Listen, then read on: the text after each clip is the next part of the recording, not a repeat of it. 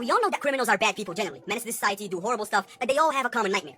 This guy you're seeing right now is a serial, okay, meaning that he wanders around, unalive people, send them back to the lobby. But here's the thing, he only criminals. This man is Yagami Light and Dexter in the flesh. Every time he sees a bad guy, he's like, you're cooked. And I'm not even joking, he over 100 criminals. His name is Pedro Rodriguez Filho, and his story starts more like his record starts when he was 14. 14. See, when Pedro was 14, his dad, who was the one providing for a family, got kicked from his job for a thing that he didn't do. When Pedro saw his dad being blamed and losing his job for a thing that he didn't do, he didn't like that. He was like, okay, we're gonna... So Pedro went to his dad. He was like, who did that to you? Oh, his dad basically responded, man, that mayor, he kicked me for a thing that I didn't do. It was not even me. Hey, dad, you know what? Say less. I got this. Okay, Pedro, what do you mean say less? Are you gonna find me a new job or like, I don't get it. Oh, I'm going to make sure that he doesn't exist anymore. And he did it. Pedro went to that mayor and he basically...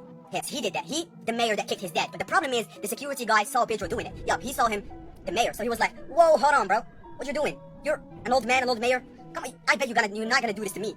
I can scrap, you know. The security guard didn't even finish his sentence. Pedro sent him to heaven too. He basically doubled it and gave it to the next person. Oh, he ended up 2 people. And he was like, that was kind of fun, you know, punishing bad people. You know what?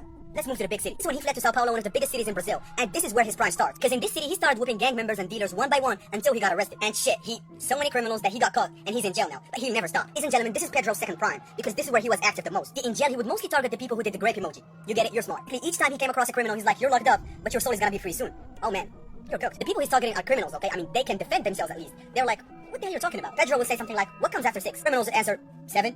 Well, you're gonna be sent to heaven. Pedro ended up 47% in prison, and he served 42 years. It's a new record, by the way, because at that time in Brazil, whatever you do, 30 years is the maximum. This is him after 42 years of prison. And one thing worth mentioning is the fact that he only passed 2 years ago, as he dedicated all his life to criminals. And this is where people don't know what to think about. For some people, he's a hero, okay? He is justice, Batman right here. Then other people don't like what he did at all, because they were like, okay, he's a criminal just like them after all, if you think about it. Because if he a criminal that he had a family, but he hurt his family indirectly, so he's a bad person too. Me, honestly, I don't know what to think about Pedro, because both sides actually have a solid point. Tell me, what do you think?